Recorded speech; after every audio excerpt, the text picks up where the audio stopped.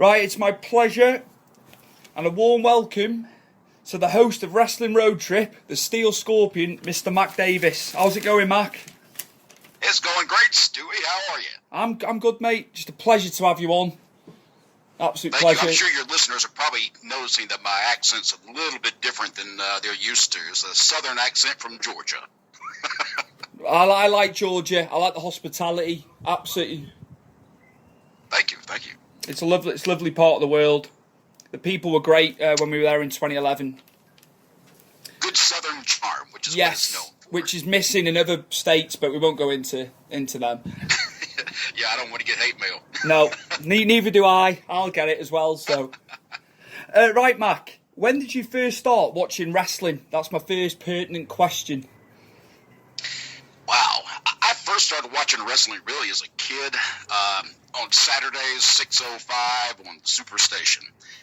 You'd watch a lot of the old NWA and WCW shows back then, and we had people like Ric Flair, Dusty Rhodes, Tully Blanchard, just a lot of big names from that time period.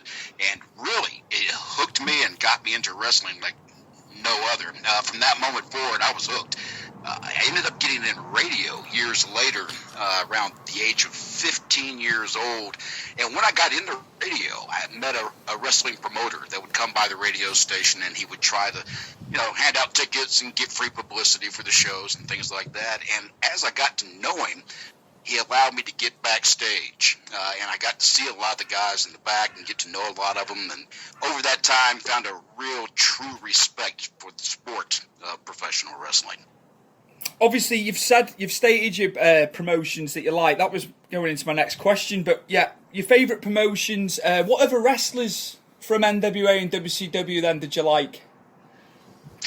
Oh boy, it's funny because in the South, in the United States, it's a little bit different. When I grew up, you had a northern wrestling territory and a southern wrestling territory. Basically, if you were in the Georgia, Texas, South Carolina, Florida kind of area, those areas, your wrestling was different from what people saw up north. They would see Bruno Sammartino. We would see Ric Flair.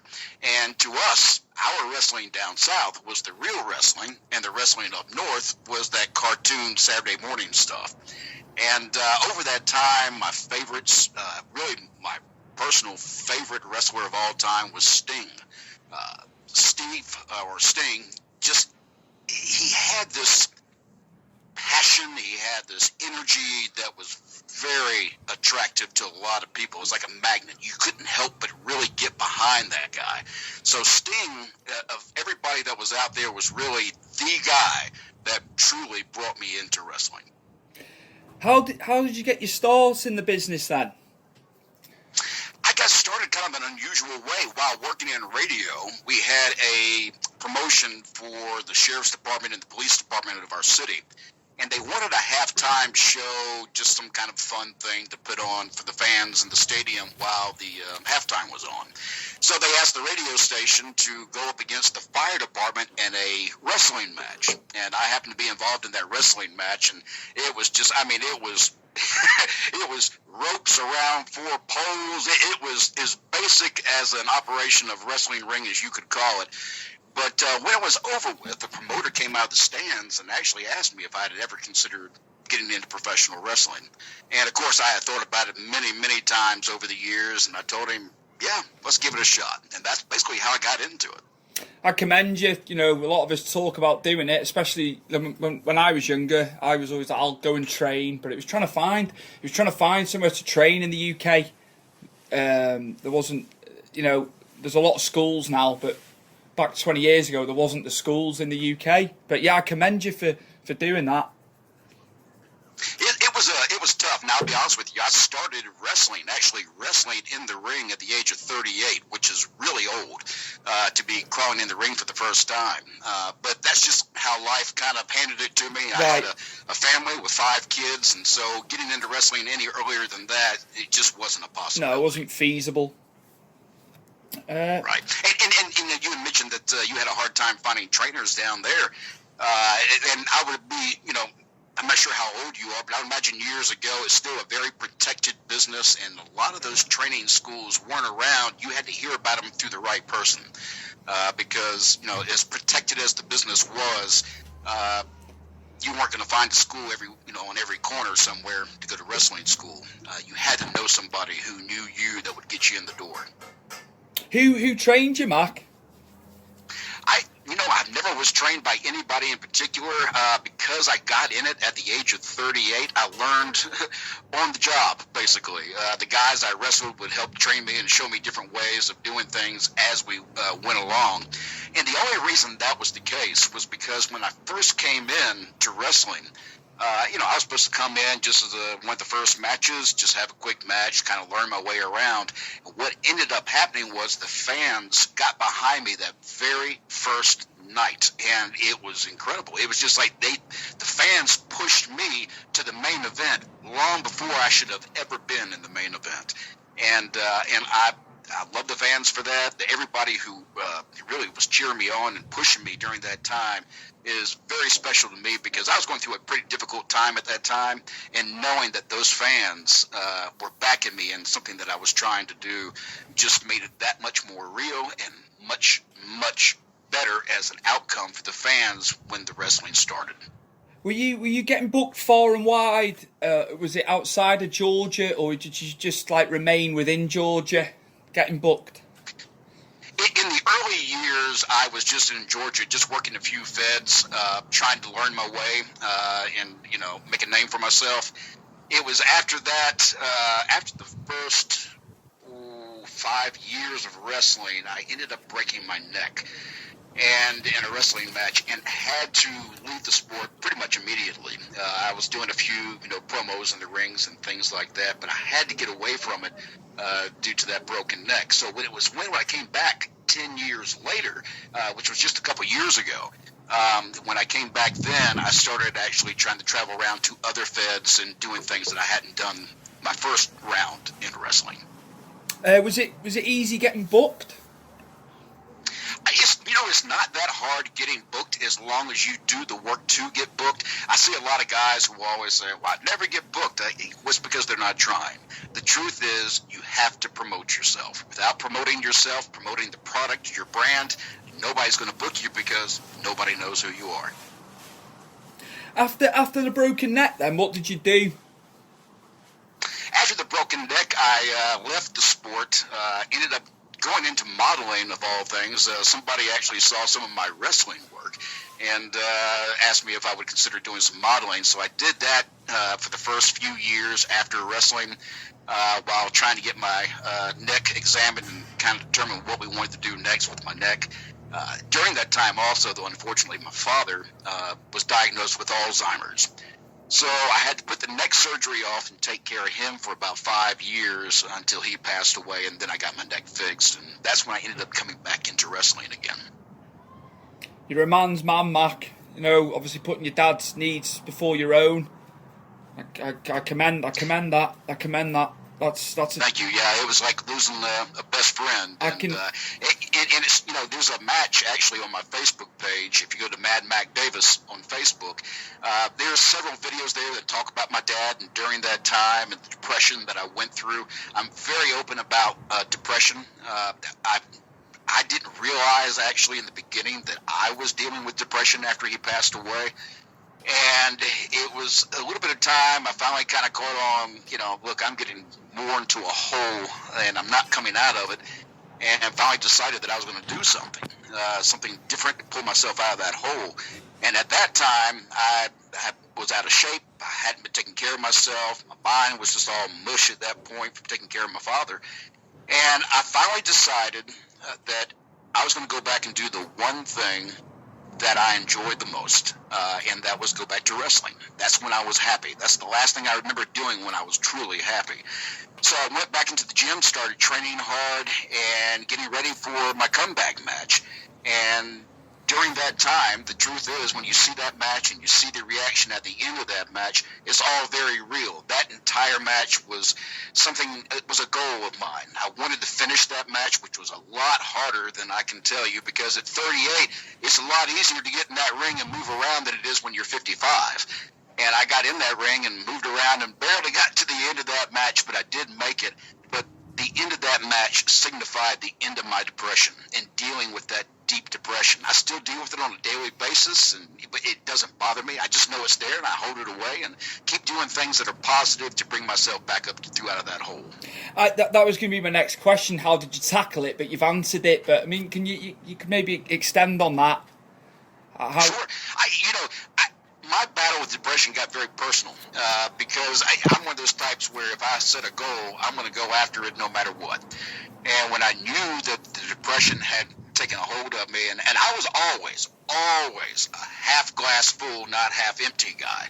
I was always very positive. My outlooks were always positive, and suddenly I was being very negative, and nothing mattered much anymore. And I finally decided that, I knew that getting in the gym and learning that discipline of working out and doing the things I needed to do to get back in the ring, the storylines, the work, not just physically but mentally, and all those things as I set the goal and said, this is what I want to do. And it was 2 years out from that first match that I started that. And I knew 2 years out, this is what I want to do. I'm going to do this step, this step, this step, and this step. And hopefully those steps together will help me defeat what I was dealing with depression.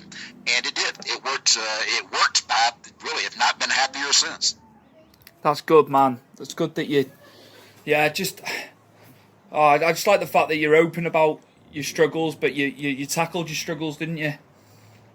I did, and people a lot of times I know are nervous about talking about depression. I'm not. If something I say helps someone go, you know what, I need to do something about my depression, or maybe it kicks in, they go, I've been dealing with this and I know there's something going on with me, go talk to your doctor. Do something to better yourself. And at the same time, if the doctor tells you you need a drug of some type, I take Zoloft, and I have no problem telling people that. I know a lot of people are embarrassed about saying, oh, I'm on Zoloft. I'm not. I'm not, because I know what it did for me, and I know it helped me in my battle to beat depression. And if you use it correctly and you keep up with it and you listen to your doctor's advice and do the things that you need to do, you can come out of depression. You just have to fight. I think the listeners can take something away from what you just said there. Absolutely. It's been open. You're open and honest. I take a medication called quetiapine. So, I understand. Mac? Yeah, and I'm not a big pharmaceutical guy. I hate taking medicine. Neither am I. I know that particular medication does help me with that problem. Yeah, neither am I. I think to myself, why? But yeah, if the doctor's prescribed it, that's it. You have to go on the doctor's advice, don't you? Absolutely. And, I think it's a shame that a lot of people find that the stigma of depression is something you don't want to talk about, because the truth is, the more you talk about it, the better that situation can become. Get coping strategies, and yeah, absolutely. Mac, how did your working relationship begin with legendary wrestling journalist, I might add, Bill Apter? Bill Apter was a friend of mine for many years. Bill and I were kind of similar in a lot of ways. Bill came up on the print side of media in wrestling, and I came up on the radio side. As I mentioned early on, Chip Burnham with WCW was a promoter at that time. He's passed away, and great guy. I hate that he's gone. But he would always make sure that I would get backstage. And I always had recorders with me. I would do interviews outside before the shows. And so Bill and I basically were working parallel with one another, but he was doing the writing, I was doing the broadcasting. And years later, I sent him a message and said, Bill, my name's Matt Davis. Kind of told him who I was, and we laughed because we realized we probably saw each other many times in many locker rooms over the years. But in the last couple of years during my depression, I reached out to Bill to get some help with some things I wanted to do just to keep progressing. And Bill was very open and helped me, with some things. And from that point forward, we became really good friends. And he asked me if I would, do a segment on his show, The After Chat, which is on Roku TV, on the Jarrett Parsons Wrestling Network. And I couldn't turn it down. I don't know how you turned down Bill Apter. No. I send stuff to Bill all the time, and he obviously he's busy and what have you, but yeah, he's approachable.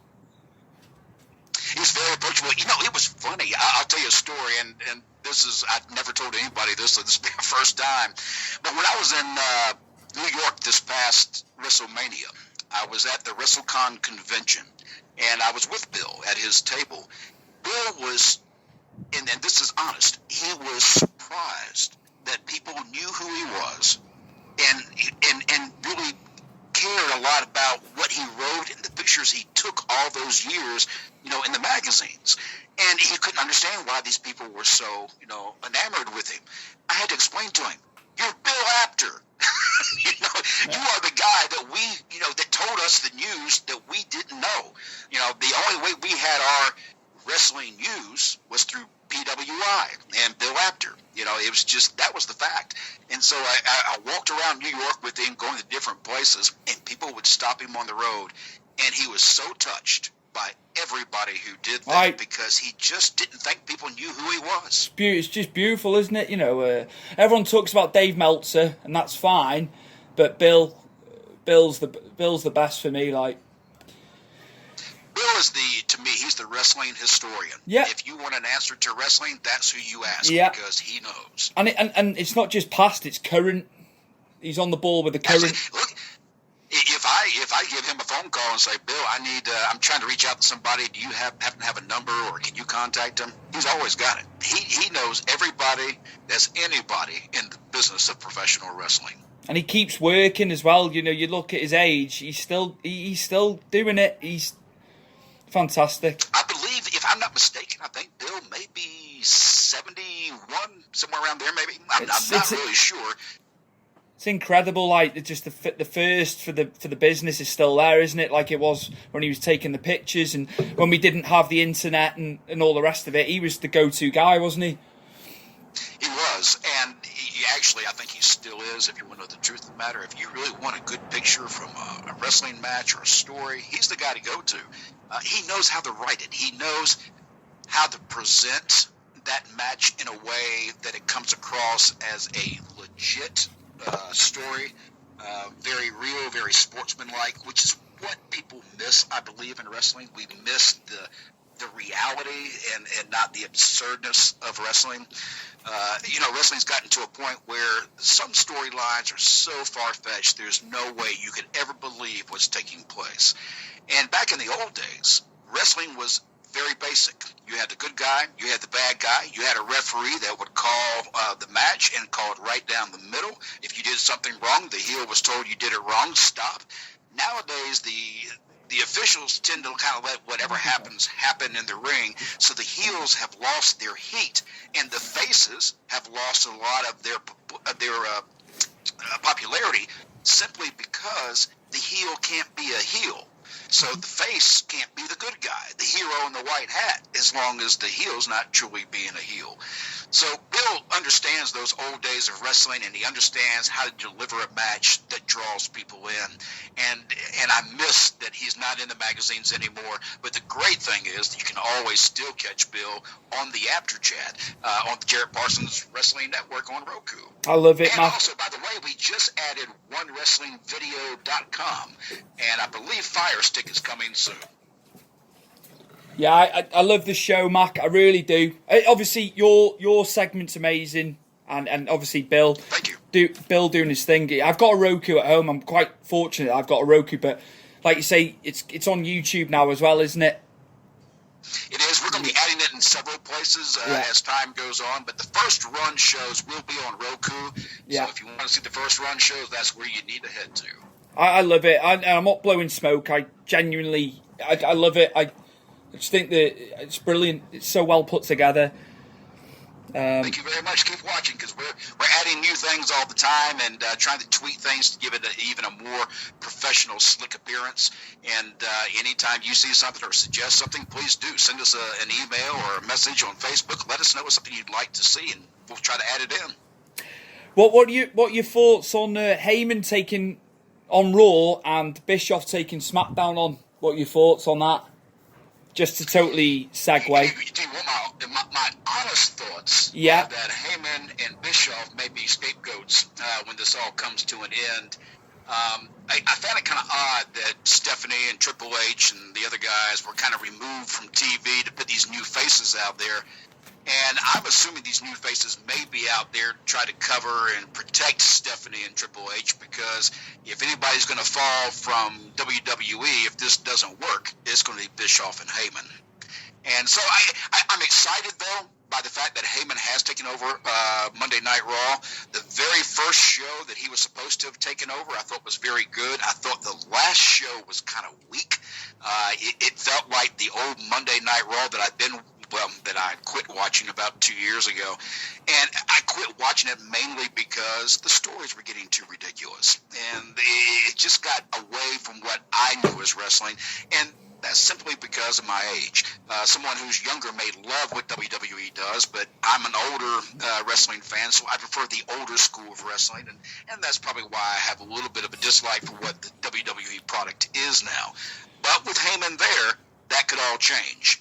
With Bischoff, I think Bischoff's role inside SmackDown is probably more to do with the fact that they need somebody to deal with the Fox executives. Yeah. And they needed somebody with a professional feel, and I think Bischoff fit that role perfectly. I would have had it the other way around, though, Mac. I would have put Heyman back in SmackDown, because obviously the ratings were better. I know we had that hell of a... But he give a chance to people, didn't he, on SmackDown, and it was beating Raw on the ratings, wasn't it, when Heyman was there in the early 2000s? I would have had it. I would have had him back on SmackDown, but obviously maybe it's to do with Brock being on Raw, so they can have him on screen. I don't know. That could be, but I'm like you. I thought the same thing when I first heard the announcement. I prefer that Heyman had gone to SmackDown for Fox, because it just seemed like it made more sense. Yeah. He has more of that type of an attitude that you would see on Fox as far as storylines go. But as far as dealing with Fox, I think Bischoff's the better choice. Yeah, I get that. Yeah. So yeah, it'll be interesting to see. I think a lot of people have got on Heyman's back off the back of Monday. I think it's too soon to be getting on his back. I think... I don't think you can really make a determination of how they're doing until after we get AEW up and running in the fall. Once they start running and there's true competition taking place, even though they say it's not competition, it is. But, once that happens, we'll start seeing the true feel of both shows. I don't know that we've even seen AEW's real show yet. I think we've seen their pay-per-view shows, but I don't think we've seen what they're going to produce and show us on weekly TV. It doesn't need to be like Nitro. That's all I will say. The business has moved on. They don't need to model it. I know, obviously, being with TNT and that, but they can. It'll be its own. It'll be its own thing, won't it? I'm hoping that's the case, and I'm hoping that they go with more of that sports feel that they had talked about in the beginning when they were promoting their new brand. If that's the case, I think it could be very interesting. I think if you kind of cross that between wrestling and UFC delivery, I think it could be really, really good. Do you think John Moxley and Jericho will become exclusive to the brand, or do you think they'll let them work in Japan when the TV show starts? I think both will work in Japan. I'd be surprised if they didn't. I wouldn't be surprised to see New Japan eventually become more involved with AEW. Currently, they're working with ROH, but it seems like ROH may have lost a little bit of steam since the G1 Summit in New York. I'm not sure that they've been on track since then. But in relation to Ring of Honor, Mac, surely it's giving new talent a chance, so maybe we should, give it a go. Oh, absolutely. Look here, I never want to see anyone disappear. I'd like to see ROH and all the other guys stay around for as long as possible, because it gives more opportunity to the boys, or to the men and women of wrestling. It's just the more opportunities and the more competition, the better the business will be. I get you, mate. I get you with that one. Mac, which promotions do you like watching now, aside maybe from the mainstream? Aside from the mainstream, I really don't get a chance to watch a whole lot of different wrestling unless it's mainstream. So I tend to watch ROH, believe it or not. Even though I just said what I said about ROH, I do like the product. And I like a lot of the guys who are working in ROH.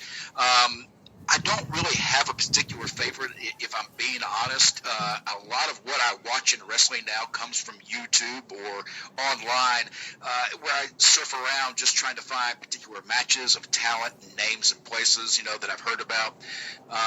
Because the main shows, they're not gritty enough for me. And that's what I'm looking for. I'm looking for a little bit more grit in my wrestling than what's being delivered right now. You need to catch some UK promotions. I'm telling you, it's a hotbed, an absolute hotbed. Now, I would love to come and see some of that. I've seen some of the work. Like right now, you've got Nick Aldis, who's from the UK, right? Yeah, absolutely. He's done very, very well for himself the last 10 years. Yes, and I'll be honest with you, he and Cody are the reason that I came back and got excited about wrestling in part, because their feud leading up to their match, I thought was well produced. It was probably, if you ask me what I like to watch promotional wise, that to me was the best wrestling product out there during that time, when those two were just putting YouTube videos up going at each other about the match that was coming up. That was gold, and that's what I'd like to see more of in wrestling.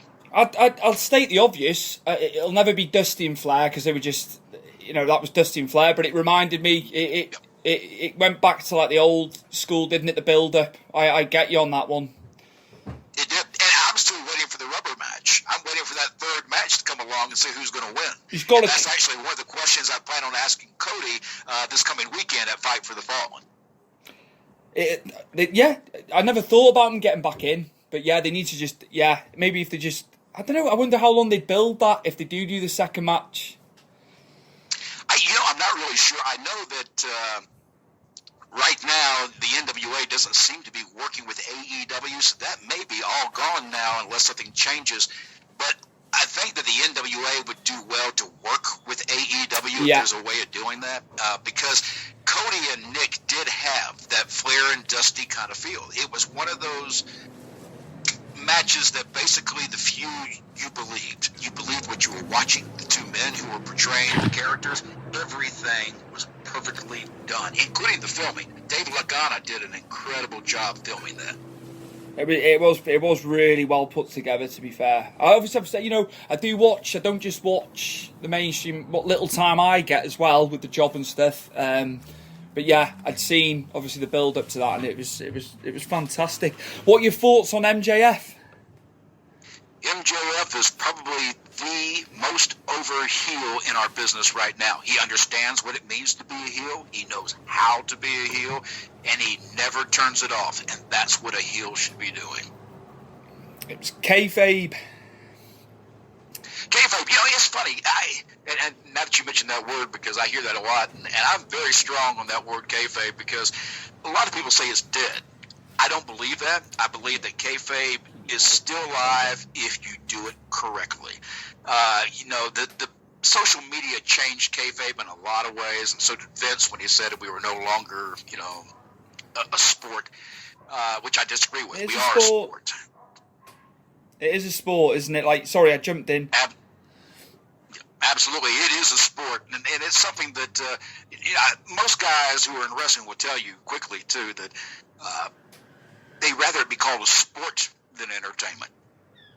Because when you talk to the guys who do that work, I promise you, they're athletes. They're not actors. Exactly. You can't get, like Jericho said. I read a quote last week. He said, "If it was fake, I'd have a stuntman with me."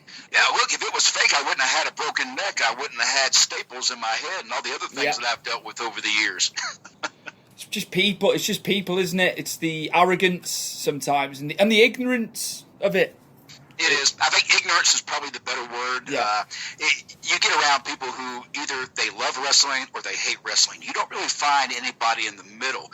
And that's why I think most wrestling fans love talking to other wrestling fans, because we're all family and we all love the same thing. Just going back to MJF, I can't believe he's 23 years old. It's crazy. Oh, he is so young. I never heard of MJF until AEW came along. That shows you the difference of what that promotion has been able to do. Mac, I've been watching MLW obviously since they've gone on to being sports, haven't they? And Cornette's obviously doing commentary, but he'd been killing it for 9-10 months prior to AEW taking him. You could just tell. You could just tell a mile off. He's just got it. He's got charisma. He's got the mic skills. He's an athlete. He's got it all. He's got it all. It's funny you mentioned the charisma, and he's got it all. I started doing interviews on the road trip, which will start up pretty soon. You'll start seeing some independent wrestlers popping up in some of those interviews. And I interviewed these guys not because it's not that they're a nobody. It's just they're somebody that nobody knows yet. Yeah. And by putting them on road trip and talking to them, I'm hoping to expose some of these talents that people have never heard of to talents that are incredible, that they may see in another year or two in a big promotion. And MJF just seems like one of those guys. He obviously was bubbling around on the independent scene, and somebody finally saw him and said, this guy needs a bigger stage. He's with Hammerstone. He's quite a big lad, Hammerstone. I can't think of the third guy in the group, in the faction, but they had a great feud with the Hart Dynasty. Obviously Teddy Hart's over there. Davey Boy Smith Jr. obviously, and Brian Pillman Jr. It's been brilliant. It's been brilliant on MLW. It'll be a shame because I think obviously he's going to have to leave MLW, I should imagine. I'm surprised that MJF and Cornette haven't had a run in yet, because Cornette's not been too kind to the AEW product. No, he hasn't. But he likes him. Yeah, I think Cornette just likes to run his mouth a lot, and that's what Cornette does. Yeah. Look, Cornette was one of the managers when I was growing up, and he is one of the guys that I love because that's who I grew up with. He's got a vast vocabulary, that man. I wouldn't want to take him on. He does. I don't think I could be his friend. I think he and I would probably come to blows. You'd end up telling him how it is. Oh yeah, I don't think I can hold my tongue too well. I wouldn't blame you. Jim's a great talent, but I don't think I could ever put up with him talking to me the way he talks about other people. You'd put that Wilson tennis racket somewhere, I reckon, Mac. Oh yeah, he'd be swatting flies with his ass. Right, Mac, I'm getting to the end now. Which talents do you rate within the business presently? Wow. That's hard to say now, but simply because there's so much new talent out there that I haven't been able to watch as much as I'd like to. Kind of go by feds, I guess. WWE, my favorite talent in there, really, and people are going to go nuts when I say this, but Roman Reigns. Only because I think Roman's very good at what he does, but I feel like the fans never truly gave him the chance because WWE was trying to shove him down their throats. That wasn't Roman's fault. Roman was just doing his job. But Roman is an incredible worker that has the ability to tell great stories, and I just wish the fans would give him that opportunity to show what he can really do. It's a bit like Cena, but Cena had 2 years where he was loved, and then I think it was the same thing. Yeah, Roman's brilliant. There's no two ways about it. And, there's a lot of talent just like him that's out there. I think there's other talent too. If you want truth, that maybe shouldn't be as high up on the card as they are. They don't have the talent that other people do. You look in the women's division and the Iconics. I love their characters. Yeah. But the truth is, I don't see them as champions. They can't put a match. Yeah, I know what you're saying. It's a bit awkward. The matches, they don't flow, do they? Right. I think they're just trying to lean on the characters. Yeah. In that particular case. But when you're trying to drive the women's division as hard as you have for the last few years, and then suddenly put it on a team that really doesn't deserve them, it's kind of a slap in the face to all the other girls who have busted their tails to get there. It's character-led, isn't it? Like you say. Yep. Mark, can I just thank you for sparing time to come on? It means a lot. Absolutely, Stewie. I had a blast. Anytime, if you ever want to do this again, just let me know and we'll get together and do it again.